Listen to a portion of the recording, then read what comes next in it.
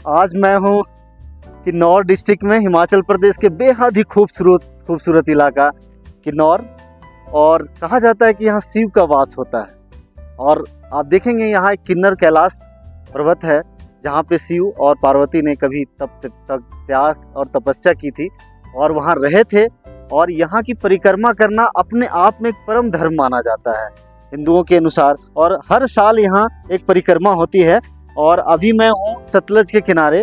यह नदी सतलज है जो मानसरोवर झील से निकलकर भारत के पंजाब इलाके से होते हुए पाकिस्तान की ओर चला जाता है। तो ये सतलज का ये बहुत ही खूबसूरत नज़ारा आप देख पा रहे होंगे। और आप देख पाएंगे उधर किन्नर कैलाश का इलाका है जो उधर रिकांगपिओ के पास पड़ता है।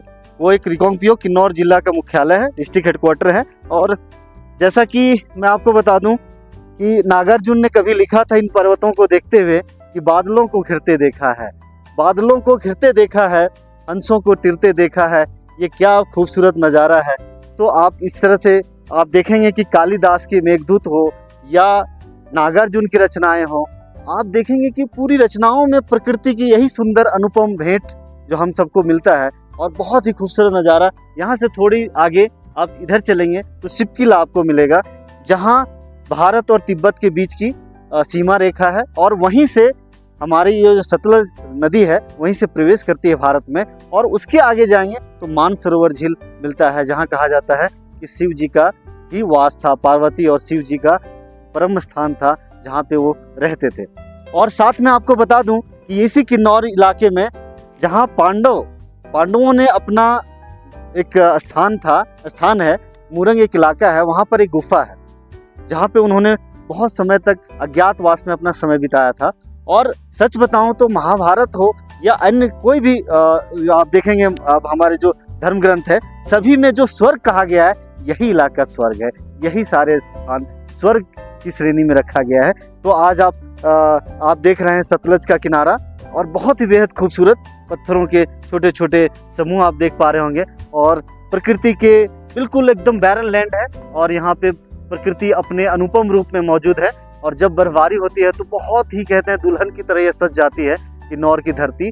और इसके आगे आप काजा का इलाका आता है, जहाँ आप देखेंगे कि बिल्कुल बौद्धिस्ट मोनेस्ट्री है, ताबो बुद्धिस्ट मोनेस्ट्री है। और यहाँ पे यहाँ की जनसंख्या के बारे में बताऊं कि यहाँ पे आधे लोग हिंदुज्म को फॉलो करते हैं, आधे लोग मतलब बौद्ध धर्म को फॉलो करते हैं। तो बुद्धिज्म हमारा आप देखेंगे कि बोध गया से यहाँ तक फैल गया है। यहाँ तक इन पर्वतों में आप देखेंगे कि बुद्ध ही बुद्ध नजर आता है। यहाँ पर आप देखेंगे बुद्ध और शुद्ध, यानी हवा बिल्कुल शुद्ध है और प्रकृति बुद्धमय है। तो इतना खूबसूरत नज़ारा आप आज देख पा रहे हैं दोस्तों। और मैं मुझे भी अच्छा लगता है कि इन नज़ारों के बीच कभी हम प्रकृति के बीच शुद्धतम रूप में आते हैं, जहाँ जैसे किसी इस जल को देखें एकदम बिल्कुल एक ब्लू कलर की है, सबसे शुद्धतम रूप में अभी मौजूद है। और अभी यह जनवरी का मौसम है और एक बहुत ही खूबसूरत नज़ारा है। और आज मैं अपने थार के साथ आया हूँ। कहा जाता है कि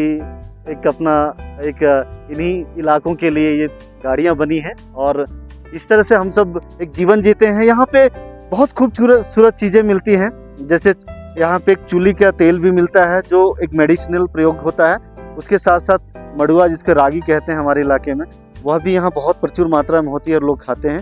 तो अब नेक्स्ट वीडियो में मैं आपको बताऊँगा कि यहाँ के लोग कैसे हैं, यहाँ की संस्कृति कैसी है और यहाँ का पहनावा कैसा होता है। बहुत ही भोले भाले लोग हैं किन्नौर के लोग, यहाँ की बड़ी ही समृद्ध संस्कृति रही है। और जब भी मैं कहता हूँ कि हमारे पुरातन हो या आधुनिक काल हो, आप जब भी देखेंगे स्वर्ग की जो परिभाषा है त्यांगजो कहा जाता है चाइना में। और चाइना में त्यांगजो भारत को कहा जाता है, चाइनीज लैंग्वेज में अपनी पुरातन संस्कृति के अनुसार वो कहते हैं। उसका मतलब होता है स्वर्ग, अर्थ मतलब हेवन कहा जाता है। उसी नाम से आज चाइनीज जो अपनी पहले पुरातन समय में हमें जानते हैं, भारत को स्वर्ग के रूप में जानते हैं वो। तो मैं आज का वीडियो यही समाप्त करता हूँ और नेक्स्ट वीडियो में हम मिलेंगे यहाँ की किन्नौर की संस्कृति, खान पान और अन्य चीज़ों के बारे में आप सबको बताकर हमें खुशी होगी। और ऐसी धरती पर आकर हमें भी बड़ी परमानंद की आनंद की प्राप्ति होती है, क्योंकि शिव जी यहाँ पधारे, जहाँ पार्वती पधारी, जिनको शिव जी को काम का देवता भी कहते हैं और पर्वतों के देवता भी कहते हैं। उनको परम मानव भी कहते हैं, क्योंकि वह बहुत तपस्या, त्याग और कहा जाता है कि गरल भी पी लेते थे, विष भी पी लेते थे अपने त्याग और समर्पण के लिए। तो इसी धरती पर आप सबका बहुत बहुत धन्यवाद इस वीडियो को देखने के लिए। Thank you.